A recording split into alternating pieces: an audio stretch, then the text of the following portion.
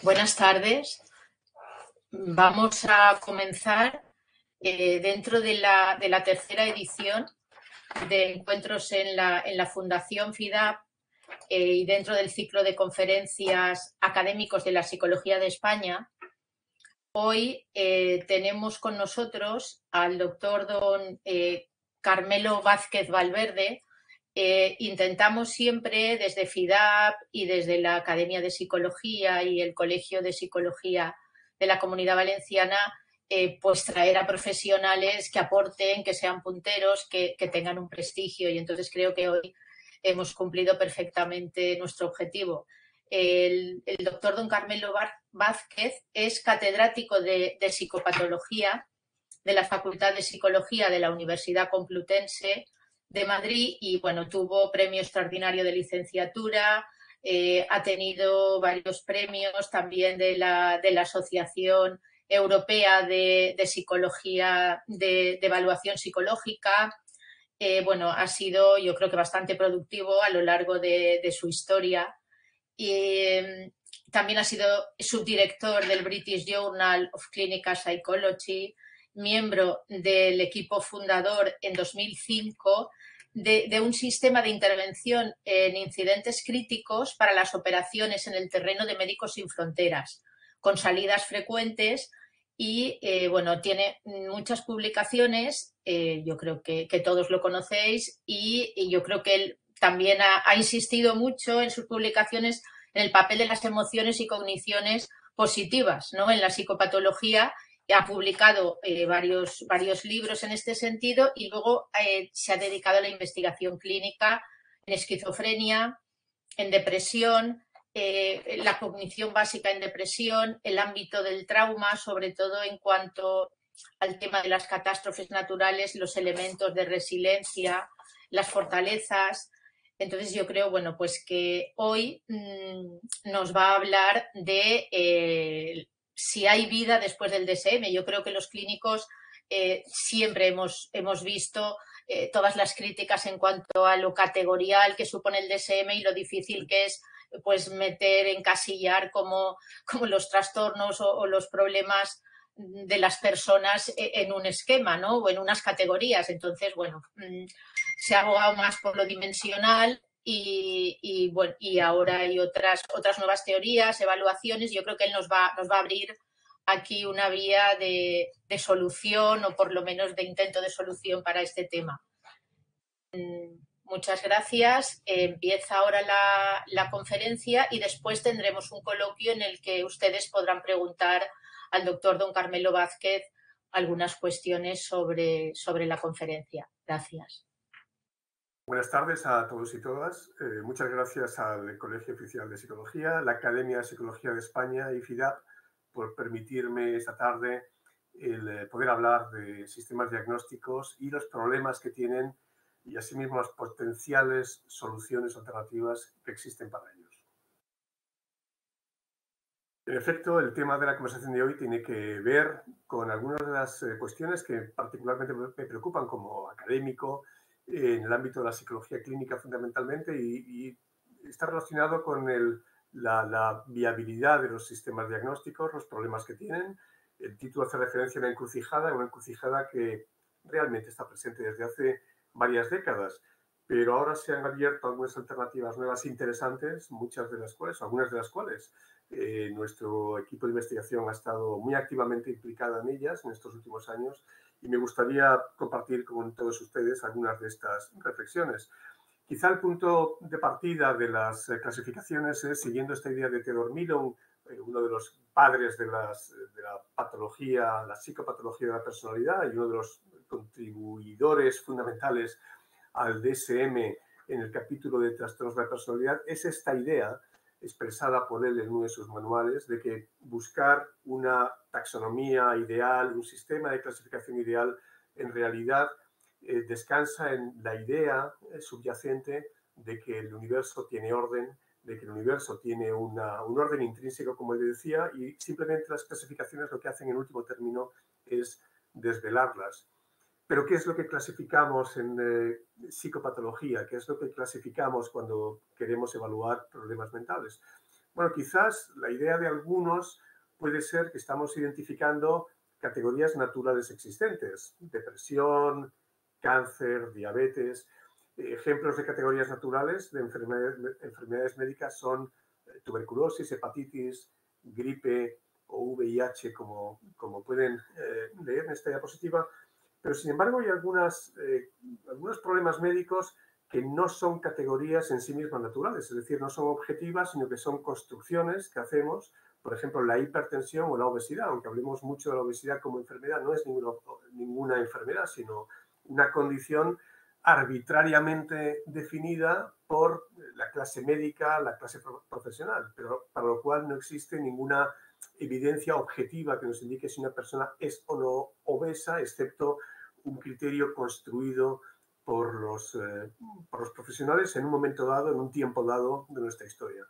Pero, y esto es una cuestión muy importante, los trastornos mentales no son categorías naturales. No hay una prueba objetiva que avale la existencia de la esquizofrenia, la existencia de la depresión o del trastorno obsesivo-compulsivo. Son construcciones culturales, construcciones que tienen que ver con tradiciones clínicas que han sido diferentes en diferentes países, en diferentes tiempos. Y esto es muy importante tenerlo en cuenta porque es un punto de partida clave, difícil por otra parte de combatir, porque en nuestras mentalidades profesionales, pero también en las legas, existe esta idea de que los problemas mentales son entidades reales, entidades naturales o categorías naturales.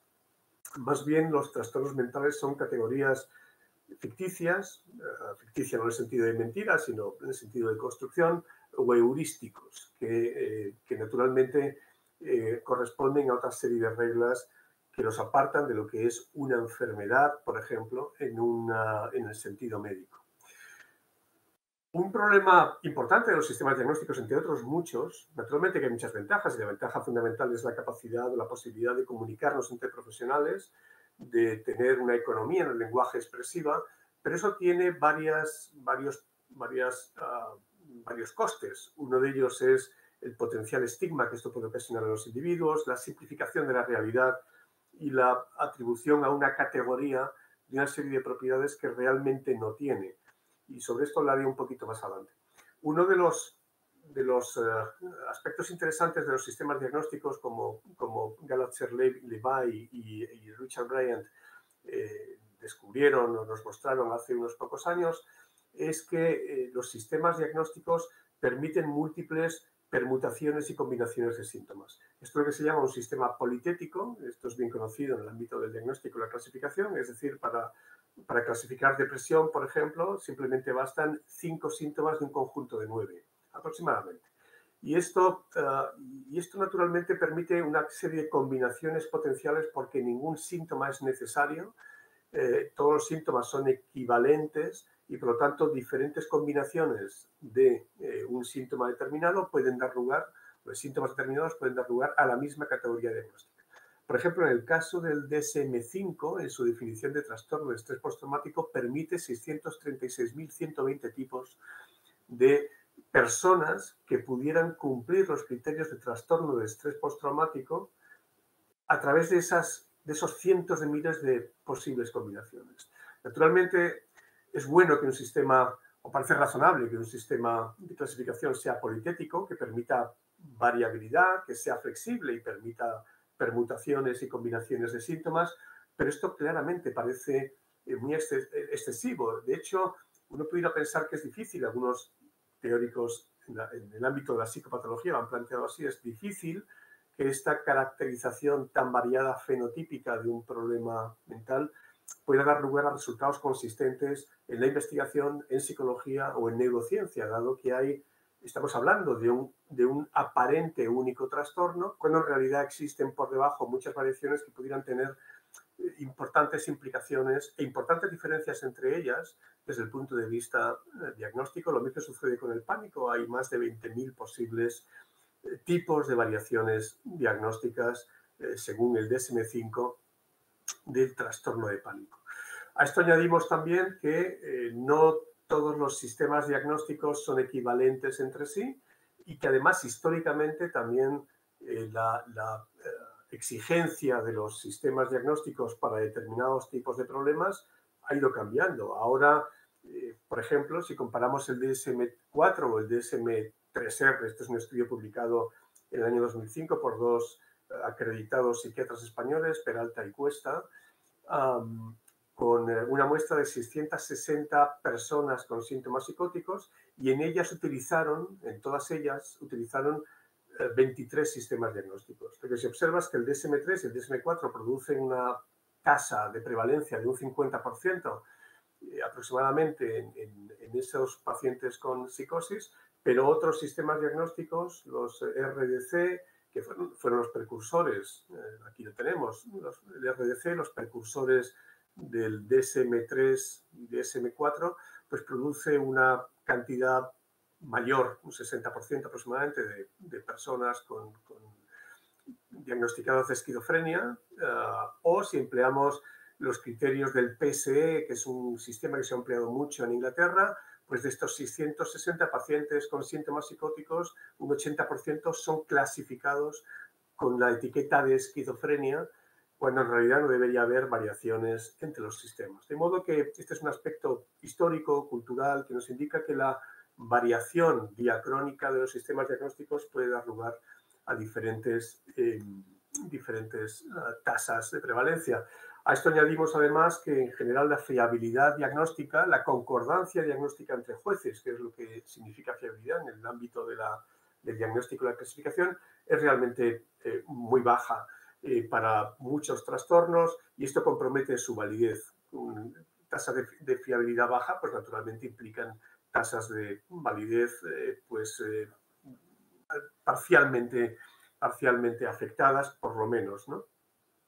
Y llama la atención pues el hecho de que sistemas como el DSM aún hoy día produzcan muchas más categorías de las que los propios clínicos consideran que es necesario, y produce además tasas de comorbilidad que han sido criticadas porque tienen que ver quizá en buena parte, en buena medida con los modos en los cuales se diagnostican, el modo en el cual diagnosticamos los trastornos, en el que hay mucha posibilidad de solapamiento, más que a una diferencia real entre categorías. De modo que, si a eso añadimos además que es un sistema puramente categorial, a pesar de las promesas que se hicieron hace ya 10 o 15 años de crear un sistema más dimensional o que introdujera elementos dimensionales, esto nos hace pensar que hay problemas realmente muy serios respecto al estatuto o a la fortaleza psicológica, epistemológica de los sistemas diagnósticos tal como los conocemos, y frente a los cuales es posible que haya alternativas. Las alternativas, algunas de las cuales están reflejadas en este libro publicado en 2017, coordinado por la profesora Rocío Fernández Ballesteros y publicado por la Academia de Psicología, en el cual se plantean algunas alternativas. Sin ser muy exhaustivos sobre esto, muchos de ustedes o algunos de ustedes seguramente son clínicos con experiencia cotidiana en el ámbito de la psicología, y es posible que algunos de ustedes utilicen ocasionalmente sistemas diagnósticos, puede que otros no utilicen sistemas diagnósticos en absoluto, depende del lugar en el cual trabajen. Algunos puede que utilicen más análisis funcional de la conducta, otros puede que estén más centrados en el funcionamiento del paciente sin prestar mucha atención a los problemas que el paciente tiene, e incluso algunos que estén más centrados en el ámbito de la investigación, pues puede que utilicen otras alternativas como los RDoc o incluso aproximaciones transdiagnósticas. Yo me voy a centrar hoy simplemente en la aproximación como una de las alternativas posibles en lo que se llama el análisis de redes, la teoría de redes. Y esto tiene algunas implicaciones y algunos elementos que yo creo que son de particular interés para el ámbito de la psicología en general y la psicología clínica en particular. Algunos de estos, o parte de esta exposición que voy a plantear hoy, la pueden ver en alguna de estas publicaciones, incluyendo esta, en la cual contribuíamos con un capítulo hace unos años respecto a la teoría de redes. La teoría de redes se basa en algo aparentemente sencillo de entender, y lo es, de hecho, que es la teoría de grafos. La teoría de grafos lo que plantea es que se puede describir la realidad en términos de elementos interconectados. Esos elementos se llaman nodos, aquí figuran como redondeles, como círculos, de diferente color, porque además pueden pertenecer a diferentes comunidades, como se llama en teoría de redes, es decir, que puede haber asociaciones particulares que les creen o que los erijan como grupos. El término de comunidades es el que se suele emplear en teoría de grafos. Y esos nodos están interconectados entre sí. De modo que esto es algo sencillo de entender. Podemos entender que se puede graficar incluso, como plantea la teoría de grafos, con este tipo de gráficos, para lo cual se utilizan fundamentalmente metodologías, técnicas de análisis de correlación. Digamos que esta es un poco el sustrato básico fundamental, son correlaciones parciales, lo que figura finalmente en estos gráficos, en los cuales estas líneas de conexión indican también no solo habitualmente la relación positiva o negativa entre un nodo y otro, sino además también su grosor puede determinar cuál es el nivel de relación entre esos nodos. Esto se ha utilizado en ámbitos tan ajenos a la psicología como el fútbol, por ejemplo. Aquí tenemos a la izquierda, pueden ver pues, un análisis por parte de analistas que muchas veces son, pues, provienen del ámbito de la ingeniería, de las matemáticas, de la física.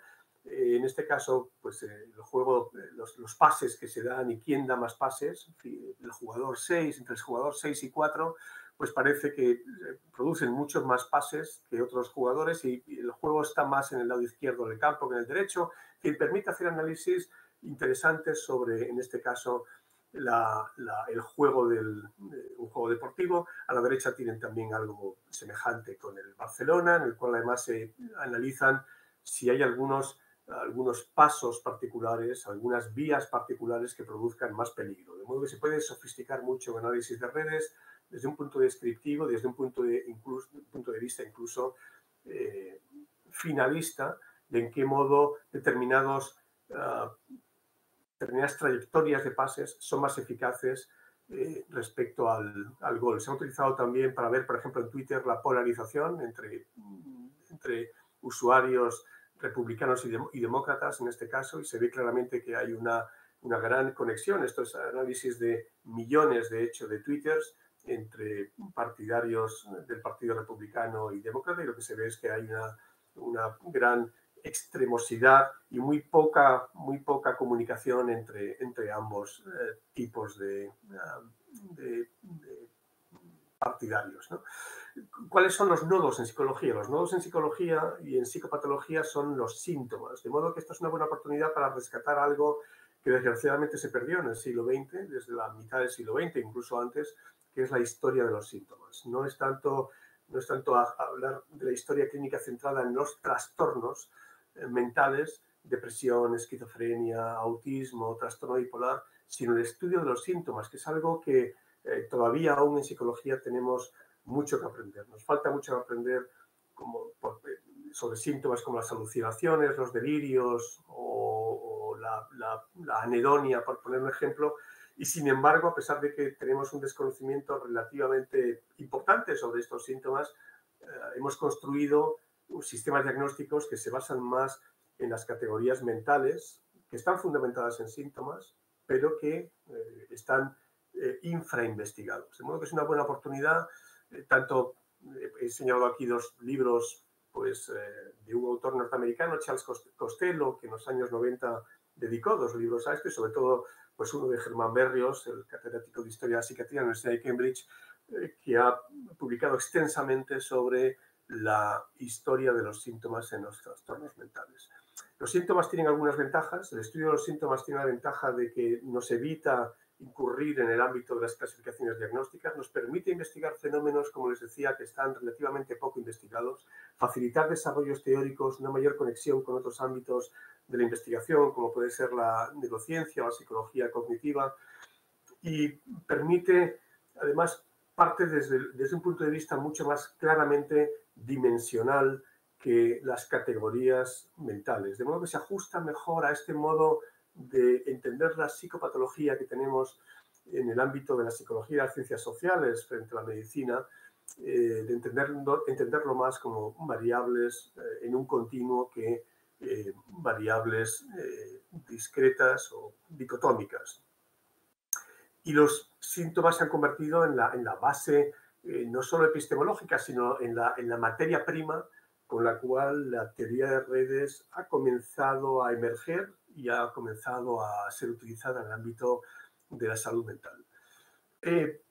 Para entender bien lo que significa la teoría de redes, conviene pensar brevemente qué significan los modelos tradicionales médicos que utilizamos naturalmente que en psiquiatría, en medicina, y también se han incorporado en muchas teorías legas, muchas teorías de los no expertos, de la gente común, y también, desde mi punto de vista, desgraciadamente, en psicología. Muchas veces pensamos que la explicación de una conducta concreta, de un comportamiento concreto, se debe a que un individuo tiene un problema de narcisismo o tiene un problema de depresión, de modo que el propio problema sería la explicación de la conducta y no al revés, lo cual es un obvio error.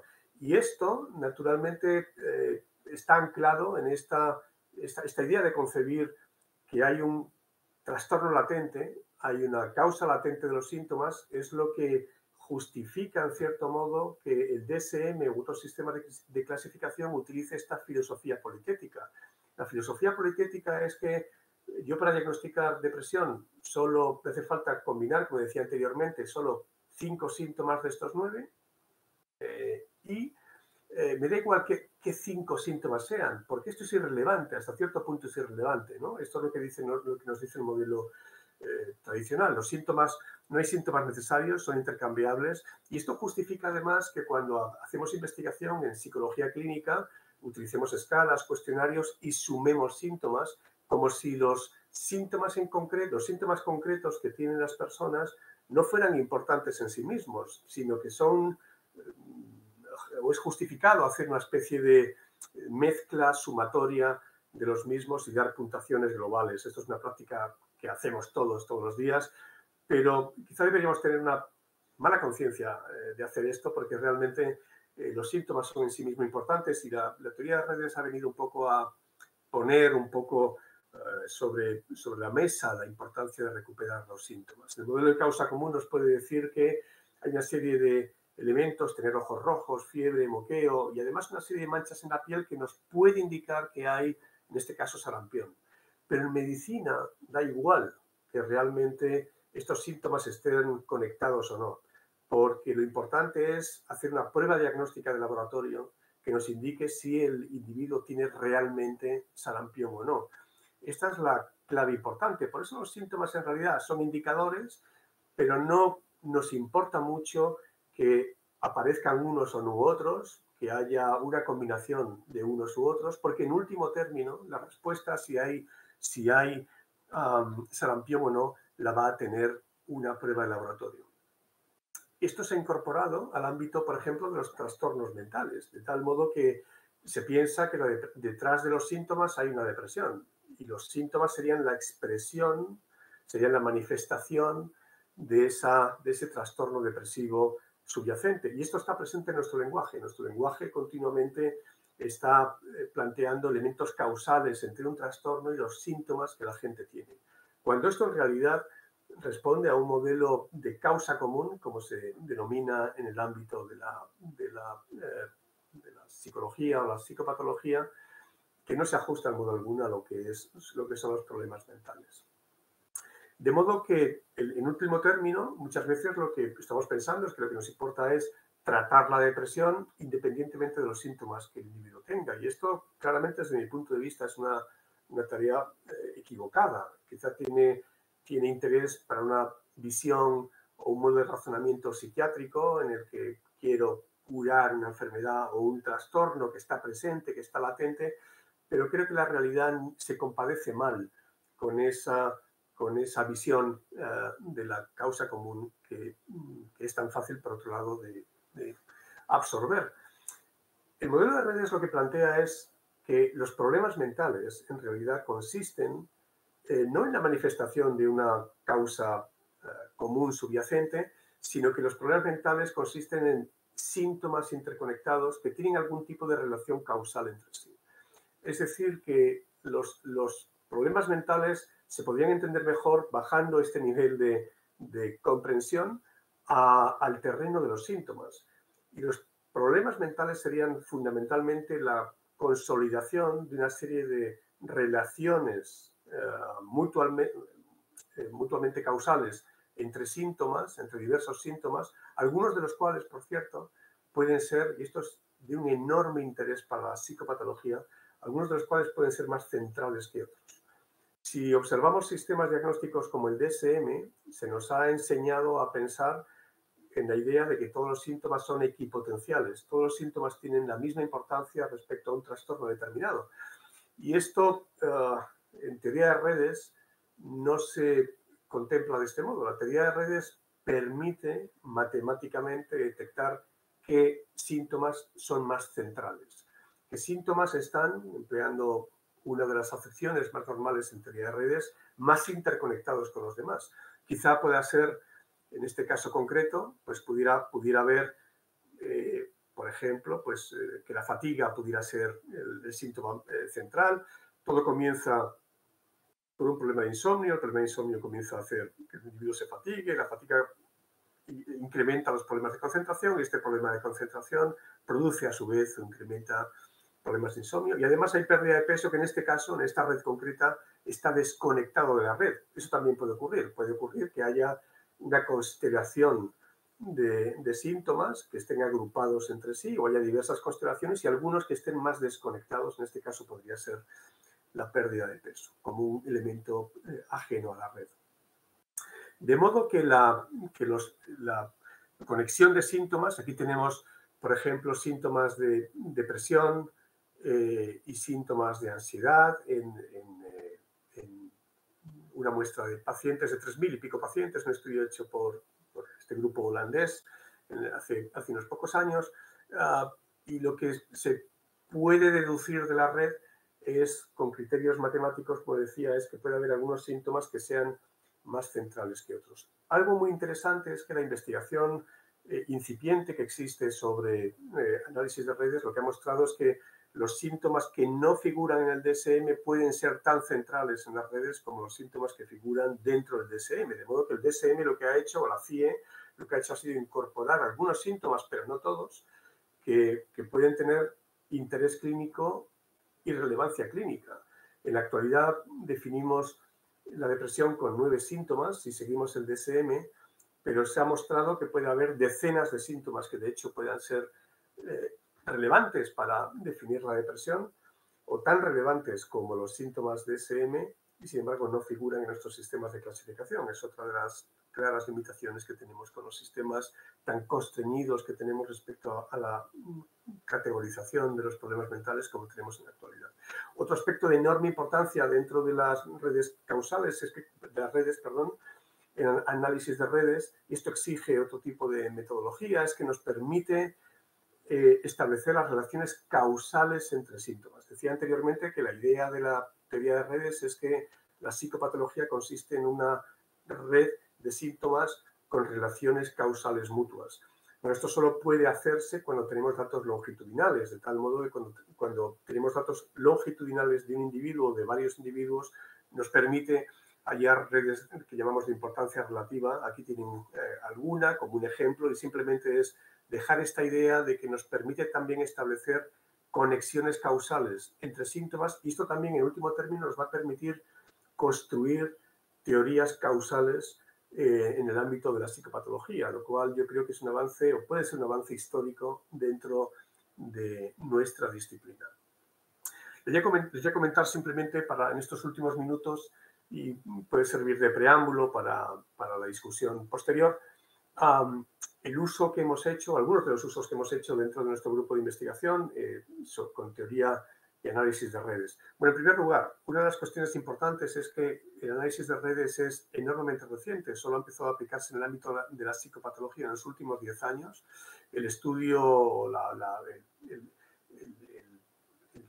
disparo de todo esto se produjo con esta revisión de Denny Borsboom y Angelique Kramer de la Universidad de Ámsterdam. Ellos son de un grupo, quizá el grupo más activo que hay en el mundo en la actualidad, su análisis de redes ha sido realmente el propulsor de todo este movimiento. Como decía, en el año 2013 se crea o se da el comienzo, ¿no? la inauguración formal de la aplicación de análisis de redes en psicopatología Esto ha permitido, y pocos años después, hicimos una revisión sistemática de las decenas de estudios que ya se habían producido en el ámbito de la psicología clínica, una revisión pues, ampliamente citada. Y yo creo que lo interesante de esta revisión es que no solo que fuera la primera que se ha efectuado en este ámbito, ¿no? en el campo de la clínica, sino que poníamos de manifiesto que el análisis de redes ha permitido o está permitiendo detectar algunas conexiones entre síntomas relativamente inesperadas. Por ejemplo, cuando analizamos las redes que se han descubierto o publicado en el ámbito de la depresión y trastornos bipolares, lo que vemos es que la fatiga o la pérdida de energía son síntomas centrales. La fatiga o pérdida de energía es un síntoma al cual en psicología no hemos prestado una gran atención, pero sin embargo parece que desde el punto de vista de la configuración de los síntomas ocupa un lugar muy central, muy interconectado con otros síntomas, y esto podría ser de una enorme importancia. Algo parecido puede decirse del trastorno de estrés postraumático, en el que, por ejemplo, la ira se ha comprobado que tiene un papel potencialmente causal de problemas de sueño y concentración. Este es un pequeño ejemplo de cómo los análisis de redes pueden desvelar algunos elementos ocultos, inesperados. A mí esto creo que supone, desde el punto de vista, una contribución importante y una contribución inesperada de análisis de redes en el ámbito de la psicopatología. Asimismo, también permite el análisis de redes tener una visión diferente a cómo los síntomas o los elementos psicológicos se combinan entre sí. Desde luego tenemos muchos modos de ver esto en psicología. Pensemos en análisis factorial o pensemos en análisis de clústeres, de ver que hemos utilizado durante muchas décadas para intentar comprobar cómo se relacionan diferentes variables y cuál es la estructura interna de diferentes variables. Los análisis de redes también pueden contribuir a esto, aunque con algunas ventajas, porque exigen menos presupuestos, menos supuestos básicos que los análisis factoriales, por ejemplo, y permiten descubrir comunidades sin muchas restricciones de elementos. Uno de estos campos en los cuales hemos aplicado análisis de redes es el ámbito de las fortalezas. Como ustedes saben, las fortalezas psicológicas pues, están asociadas con el bienestar, están a su vez asociadas también negativamente con determinados problemas clínicos y en lo que hace relación a lo que estaba indicando anteriormente, hay diferentes soluciones factoriales, como es muy habitual también en el ámbito de cualquier test o cualquier constructo, diferentes soluciones factoriales. Por ejemplo, el inventario VIA, que es uno de los inventarios más utilizados, un inventario de 120 ítems que evalúa fortalezas.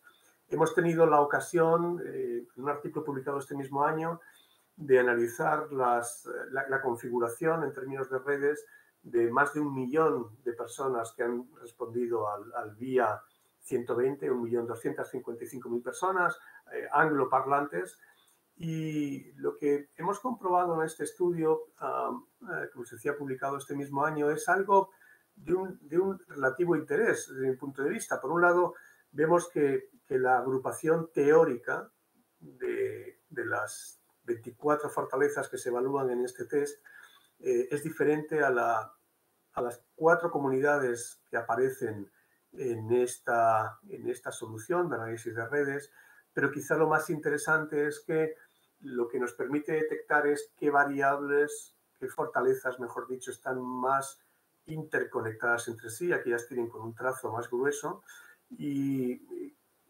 quizá como mensaje, aunque sea muy telegráfico, ¿no? Que puede tener algún interés adicional para algunos de ustedes, lo que nos ha permitido ver este análisis masivo de más de 1 millón de respuestas es que la gratitud es, de hecho, la fortaleza más interconectada con las demás. De modo que, dejando incluso de lado esta idea de las fortalezas como un ejemplo muy concreto, está claro que el análisis de redes nos puede permitir avanzar en el descubrimiento de la estructura interna, no estructura latente, porque pensamos que no hay elementos latentes, no hay elementos subyacentes, ¿no? Que expliquen estos constructos, sino que todos se mueven en el mismo plano, en el mismo plano de realidad, pero permite adoptar o permite tener una perspectiva diferente, nueva, sobre algunos de los problemas que queremos resolver en el ámbito de la psicología y la psicología clínica en particular, por ejemplo, el de la estructura de determinados constructos.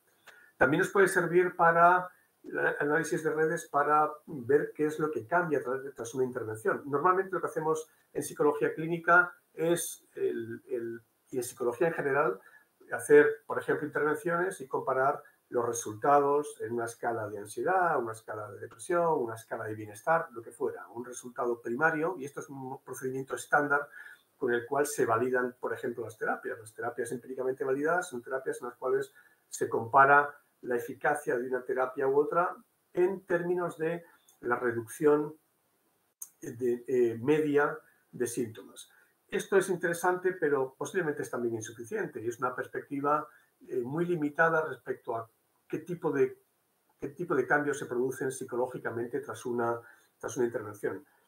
Aquí les doy una muestra pequeña de un estudio nuestro en el cual hicimos una comparación entre una intervención cognitivo-conductual para la depresión clínica y la distimia y comparada con una intervención basada en psicología positiva, un programa que desarrollamos nosotros. Vimos que tenían una eficacia bastante parecida, tanto en las evaluaciones intermedias como en la evaluación posterior, una eficacia en ambos casos significativa, pero sin grandes diferencias significativas entre ellas. De modo que ambas muestran, esto es muy habitual en el ámbito de la psicología, ambas muestran una eficacia semejante. Sin embargo, lo que hicimos fue dar un paso más, fue hacer un análisis de redes sobre los cambios que se habían producido en la configuración de redes de síntomas y de elementos positivos como esperanza, bienestar, etcétera, antes de la intervención y después de la intervención.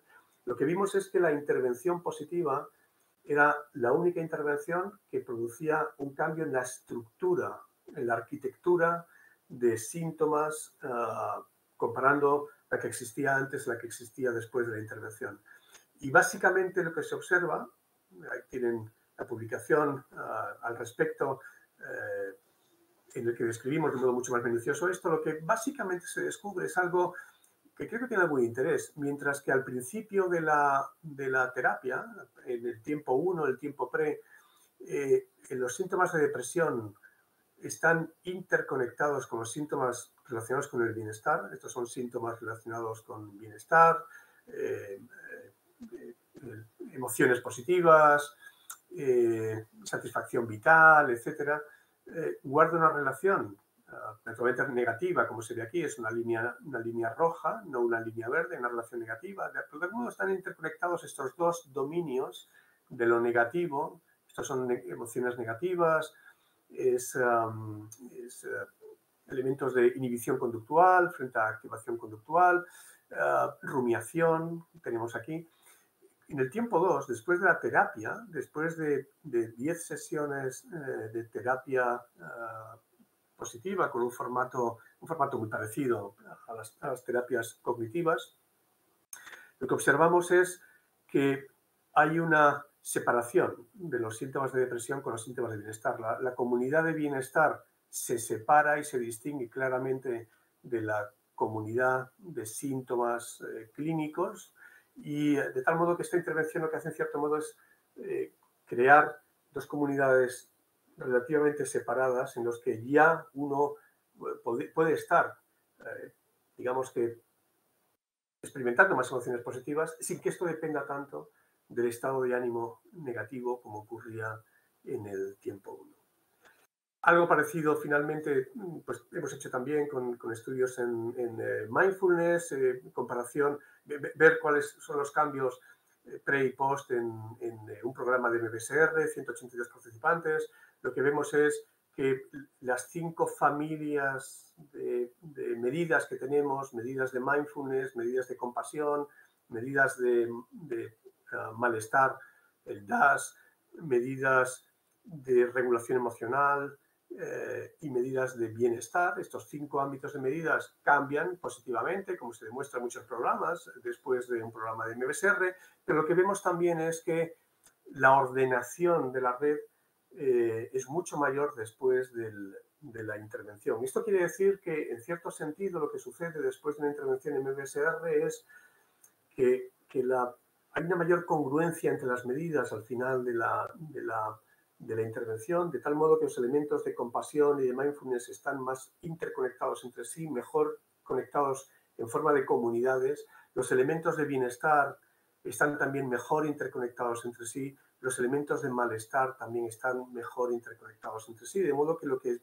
se crea es una estructura, aparentemente, una estructura más ordenada, más parsimoniosa de la experiencia de los individuos tal como se observa en los test psicológicos. Y por último ya, última mención de una de las potencialidades que tiene el análisis de redes para cambiar nuestra mirada y para poder entender mejor desde una perspectiva quizá ligeramente diferente a lo que hemos hecho habitualmente en psicología en relación a aspectos de importancia en nuestra disciplina, tiene que ver precisamente con el COVID, la experiencia de COVID que hemos tenido, la pandemia pasada, y intentar saber un poco mejor sobre cuáles son las características definitorias de las personas que se recuperan del malestar vivido.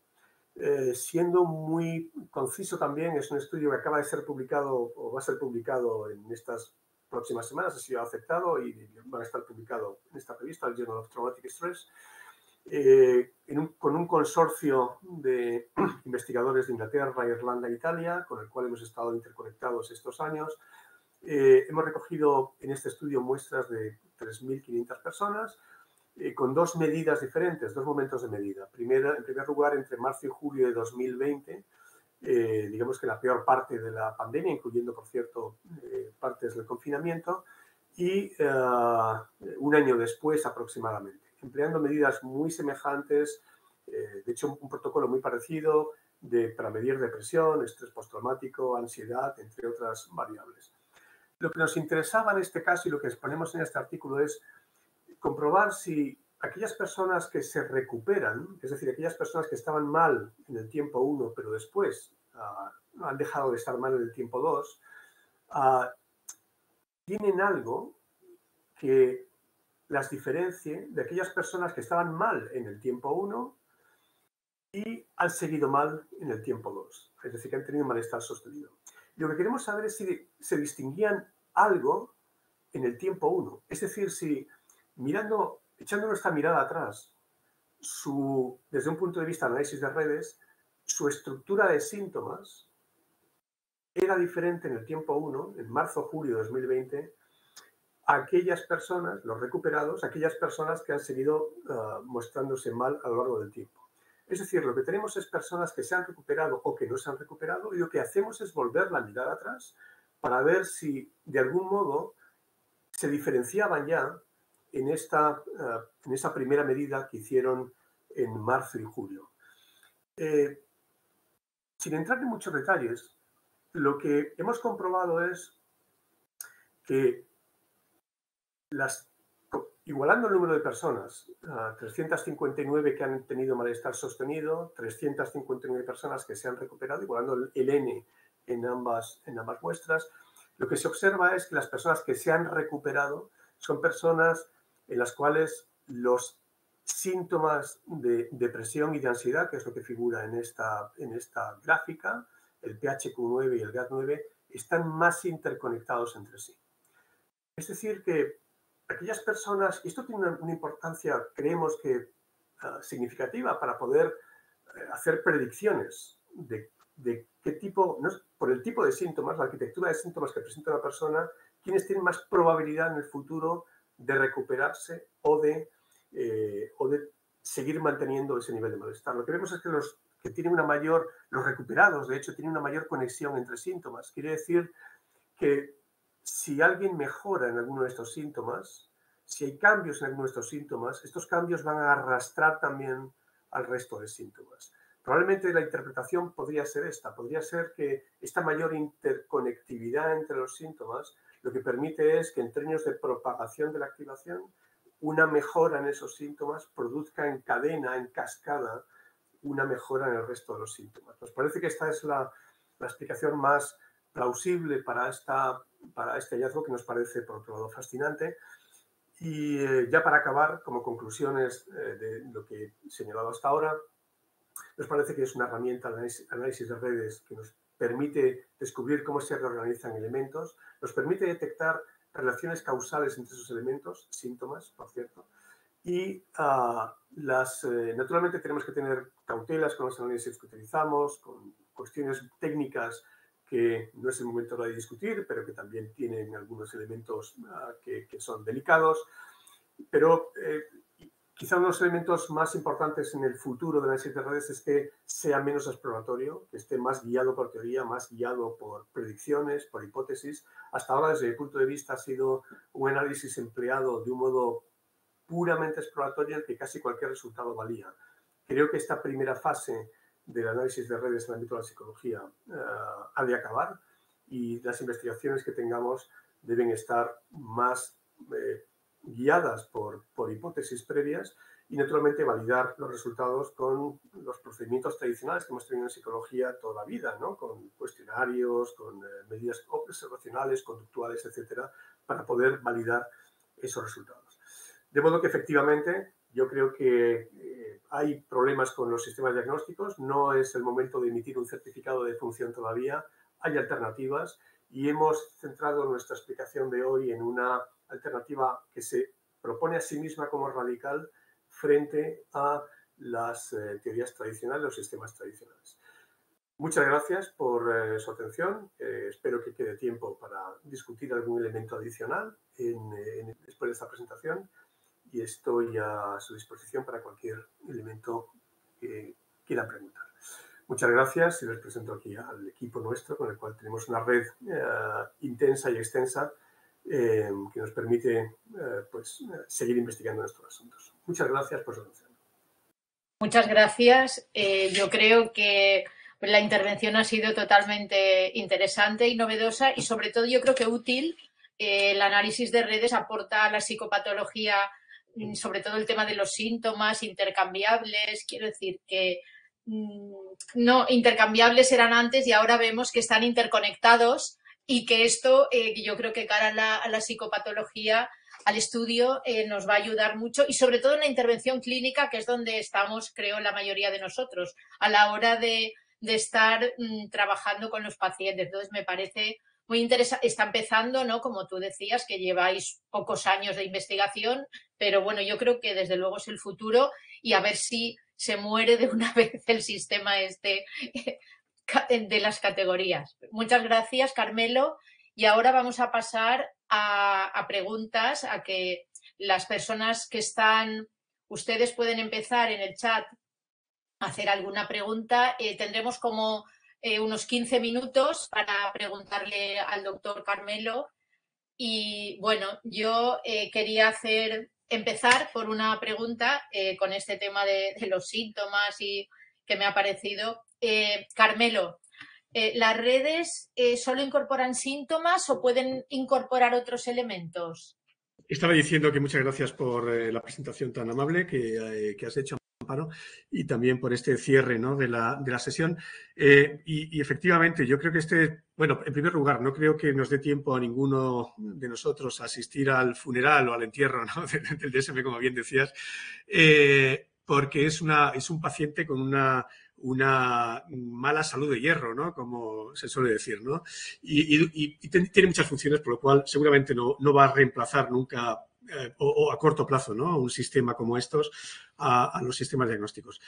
Y la pregunta es interesante porque, en efecto, los síntomas son el elemento fundamental de la psicopatología y de la psiquiatría, pero y especialmente en el ámbito de la psicología, sabemos que no son las únicas cosas. Hay muchos factores, por ejemplo, factores de estrés, factores de circunstancias vitales, factores que podrían ser incluso también de otros ámbitos, incluso del ámbito también de la biología, que podrían estar presentes y que podrían ser parte de las redes. De modo que yo tal como vislumbro el futuro de las redes es, en el ámbito de los síntomas en psicopatología, es en efecto la presencia de síntomas con relaciones causales entre ellos, pero también relacionados con otros elementos fuera de la red, pero que están afectando esa red, ¿no? Que son factores con los cuales tenemos mucha experiencia en el ámbito de la psicología y mucha sensibilidad hacia ellos, ¿no? Como elementos, como factores, como te decía anteriormente, como el estrés o la polución. Hay algunos estudios recientes en epidemiología muy interesantes que introducen elementos como la polución, ruido, factores incluso de pobreza, ¿no? Que pueden ser también a nivel poblacional explicativos de algunas configuraciones de redes particulares. De modo que sí, ahora estamos centrados en síntomas, pero no solo síntomas, es lo que yo vislumbro en el futuro. Gracias, muchas gracias. Yo lo que quieras. Bueno, quizá estoy viendo algunas de las intervenciones. Yo son preguntas interesantes. Francisco José Sanchís nos dice que es una metodología que tiene que mejorar, sin duda. Yo creo que tiene que mejorar en muchos aspectos. Tiene que mejorar sobre todo en hacer más accesible para los clínicos de a pie y para los clínicos en su consulta diaria las herramientas de análisis. De modo que estos nuevos elementos yo creo que claramente nos hace falta, ¿no? Hace falta también sofisticar los métodos de análisis para estudios más longitudinales, de modo que muchos elementos desde el punto de vista del desarrollo de redes que hay que mejorar.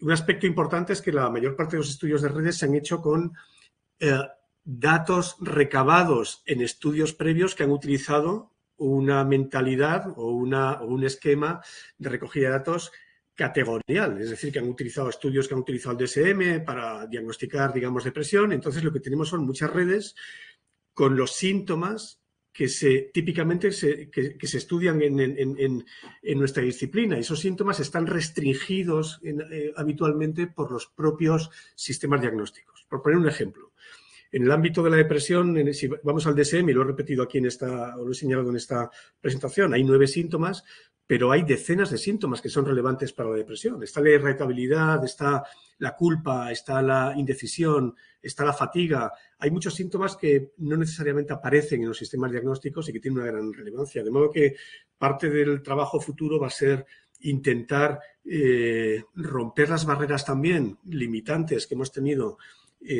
con los sistemas diagnósticos previos para intentar comprender mejor la naturaleza de los problemas mentales, ¿no? Sobre obras, Rosa María Beltrán nos dice que obras, bueno, hay mucha, si tecleas en Google verás que hay centenares. Quizá ese artículo, para lectores en inglés, este artículo inicial en el Annual Review of Psychology 2012, ¿no? Creo que fue de Borsburn, es la obra seminal, ¿no? Está muy cerca en el tiempo y es un gran modo de acercarse. Y como os decía, en el ámbito español, posiblemente hay algunas. Nosotros hemos publicado alguno en la revista Psicología Conductual, una revisión como la que he ofrecido aquí ahora, con un poco más de profundidad técnica, si se quiere. Y en el libro también editado por la Academia de Psicología hace unos años, como decía anteriormente, hay una descripción también de estos procedimientos. Pero seguramente puedes encontrar otro tipo de información de otros autores. Muy interesante. Muchas gracias a Laura. Muchas gracias, Trinitario. Bueno, yo creo que una de las cosas que también tenemos que avanzar, estamos en la infancia del análisis de redes. Pero en primer lugar, esto no es una alternativa, no creo que sea nunca una alternativa a los sistemas diagnósticos. Es un modo conceptualmente diferente de pensar sobre los síntomas, que a mí me parece que es muy importante, y de pensar sobre la psicopatología, ¿no? Entendida en un nivel mucho más humilde, ¿no? No es intentar estructurar la psicopatología en torno a trastornos o categorías que evidentemente tienen muchas ventajas desde el punto de vista de la economía cognitiva, pero desde el punto de vista de la verdad o desde el punto de vista de la realidad, no creo que describa suficientemente bien lo que son los problemas mentales, ¿no? Hay una gran variabilidad individual, todos somos, ¿no?, hijos de nuestro padre y nuestra madre, todos tenemos configuraciones de problemas diferentes. Los psicólogos en general hacemos muy buenas aproximaciones individualizadas, ¿no?, en los diagnósticos de las personas. Nos preocupan mucho los problemas concretos que tiene la gente, las dificultades concretas que tiene. Y yo creo que este es un poco el espíritu que recoge también las redes y que encaja muy bien, por ejemplo, en estas aproximaciones más individualizadas, muy habituales también, de análisis funcionales, de intentar ver cuáles son las relaciones entre unos problemas y otros, entre unos síntomas y otros. Encaja bien dentro de esto, ¿no?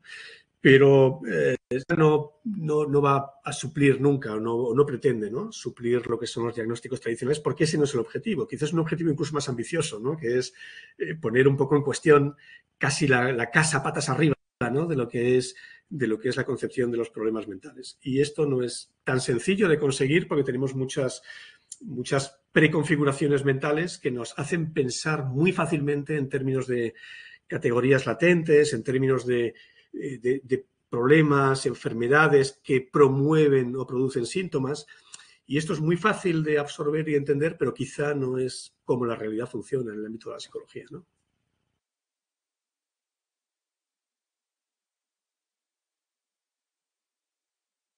El análisis de redes podría contribuir a disminuir el sobrediagnóstico de los casos de TDAH. No estoy seguro, ¿no?, si esto efectivamente puede contribuir o no a disminuir el diagnóstico, sobrediagnóstico, infradiagnóstico. Yo creo que nos aproxima a una psicología más personalizada, quizá, que esto está muy también ahora en boga, ¿no?, con la medicina de precisión y la medicina personalizada, la psicología de precisión, la psicología personalizada. Me gusta mucho pensar en redes en términos de problemas concretos que tiene la gente y no de si es un diagnóstico o no, y de si esto es algo, una entidad real en sí misma. Y yo creo que eso ayuda mucho a la gente a entender también cómo pueden tener un impacto ellos mismos, cómo pueden tener agencia, cómo pueden tener control sobre pequeñas cosas, ¿no?, y poder crear dinámicas, ¿no?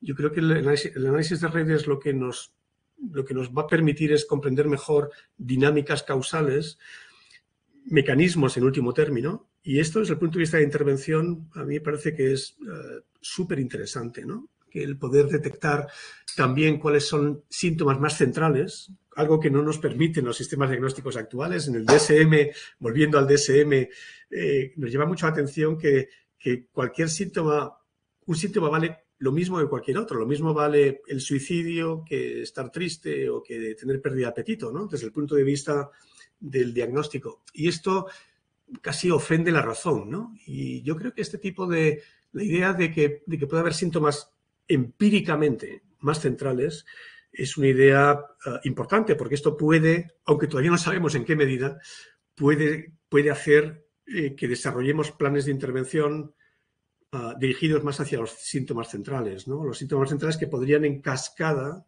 poder contribuir a la aceleración de las intervenciones, ¿no?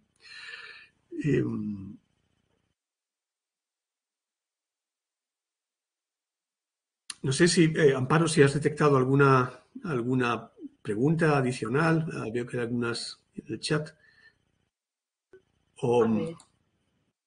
Sí, quiero decir que ha causado, yo creo que tanta curiosidad, ¿no?, que están preguntando. Y, por ejemplo, aquí un compañero pregunta qué implicaciones puede tener para la intervención psicológica en general, que al final, como somos clínicos, eso es lo que nos preocupa a los que estamos a pie de obra, pero que me imagino que esto será posterior, bueno, no sé. Sí, no, bueno, yo creo que esta es una pregunta súper relevante. Yo creo que una de las grandes funciones que puede tener, como cualquier apuesta de esta naturaleza, ¿no?, no solo para conocer, ¿no?, conocer mejor la naturaleza de los trastornos, que quizás esto nos puede interesar mucho a los más teóricos, a quienes estamos más en el mundo académico, pero yo creo que el interés, el gran interés que puede tener, o uno de los grandes intereses que puede tener esto es cómo afecta al desarrollo de tratamientos. Yo creo que podría ayudarnos, quizá no ahora al corto plazo, porque todavía no sabemos muy bien qué significa el tener síntomas más centrales y cuál es el impacto que puede tener incidir sobre ellos. Nos falta mucha investigación empírica sobre esto, pero conceptualmente sí que es previsible pensar que las redes nos van a permitir identificar síntomas más conectados, identificar lo que llamamos síntomas puente. Los síntomas puente tienen una gran importancia porque hay síntomas que en una persona concreta o en miles de personas, si tenemos datos de miles de personas, puede que conecten dos comunidades de síntomas. Imaginemos la fatiga, por ejemplo, ¿no? Quizá la fatiga puede estar conectando, sea un síntoma que empíricamente vemos que está conectando problemas relacionados con la ansiedad y problemas relacionados con el ámbito de la depresión. Y esto puede explicar, estos síntomas puente, pueden ayudar a explicar de un modo empírico la existencia de la comorbilidad, las comorbilidades entre trastornos, que puede que tenga que ver mucho con la presencia de algunos síntomas que conectan dos redes, dos comunidades de síntomas, ¿no? Y esto me parece, de otro modo, también súper bonito, ¿no? Súper fascinante para poder entender cómo podríamos también afrontar, ¿no? Los problemas no como entidades autónomas, separadas, ¿no? Que también evidentemente pueden tener sus propios programas de intervención, sino quizás, siendo mucho más económicos, intentar detectar qué síntomas conectan esas dos comunidades, y esto quizá puede ayudar a crear algún fenómeno en cascada también de cambios en ambas comunidades, ¿no? De modo que me parece que tiene una gran belleza conceptual, ¿no? La teoría de redes. Otra cosa es el cascabel al gato de lo práctico, ¿no? Que es mucho más complicado. Yo entiendo que esto pues, puede llevar años poderlo trasladar a cuestiones mucho más rutinarias, ¿no? Pero la idea me parece que tiene una gran belleza y tiene una potencial gran aplicabilidad, ¿no? Y en una de las diapositivas aparecía que la aproximación transdiagnóstica podía ser una de las alternativas, ¿no?, al sistema de redes. Como ahora estamos también con el tema del transdiagnóstico, esta visión es también un reto al mismo nivel que la teoría de redes para los sistemas diagnósticos clasificatorios. Bueno, aquí se produce una respuesta casi contraria, es decir, que los sistemas, los tratamientos transdiagnósticos sobre todo, pues han tenido un gran impacto, una gran relevancia, y yo creo que son enormemente prometedores para hacer más accesibles los tratamientos. Y desde el punto de vista de lo aplicado, yo creo que los modelos transdiagnósticos tienen ya una gran relevancia, ¿no? Tienen una gran importancia. Y ojalá, ¿no?, que puedan utilizarse más, ampliarse su utilización, y especialmente en los sistemas públicos, si es posible, ¿no? Por su economía y eficacia probada para, sobre todo, asuntos o problemas emocionales, ¿no?, más heterogéneos.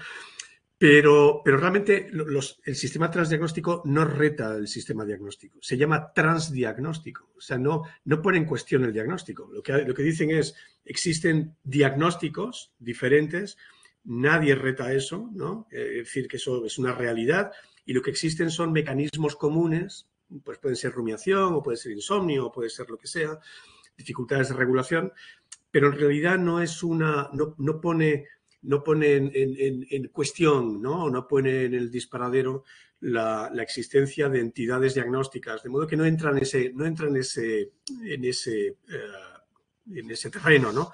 La teoría de redes, sobre todo al principio, yo creo que son un poco más cautos, pero eran bastante críticos y muy radicales, ¿no? Bosboom y todo el grupo holandés eran muy radicales, y son quizá todavía radicales en cuanto a la negación, digamos que epistemológica o filosófica, ¿no?, si se quiere, de los sistemas diagnósticos, con una fundamentación empírica y matemática extraordinaria, ¿no? Es decir, que debajo de todo esto hay una sofisticación de análisis que, por cierto, la mayor parte de ellos están en abierto, es ciencia abierta, están utilizables en paquetes publicados y disponibles para cualquier persona que quiera utilizarlo. Hay que tener ciertos conocimientos de estadística o de lenguaje de programación, pero no necesariamente muy elevados, y seguramente esto habrá que mejorarlo para que simplemente haya que tocar una tecla para que nos puedan. Pero lo transdiagnóstico, en definitiva, yo creo que justamente tiene un gran peso en lo práctico, en lo aplicado, en la clínica, y sin embargo en el reto teórico, en el reto más de cambio radical de la psicología, desde mi punto de vista al menos, quizá tiene menor peso. Muy bien. Bueno, creo que tenemos que ir cerrando por el tiempo. Siempre se van a quedar preguntas sin contestar, porque yo creo que, bueno, pues nos has movido la curiosidad y estamos, bueno, abriendo otras formas, ¿no?, que están empezando. Muchas gracias a todos ustedes y como siempre no se puede contestar, el tiempo es bueno, implacable, y muchas gracias a Carmelo por esta intervención y bueno, y hasta cuando quieras. y larga vida a la teoría de redes. Gracias. Muchas gracias, Amparo. Bueno, y cualquier persona interesada pues se puede poner en contacto conmigo cuando quiera, que estaré encantado de responder a cualquier cuestión. Muchas gracias a FIDAP y al Colegio de Psicólogos de Valencia. Gracias.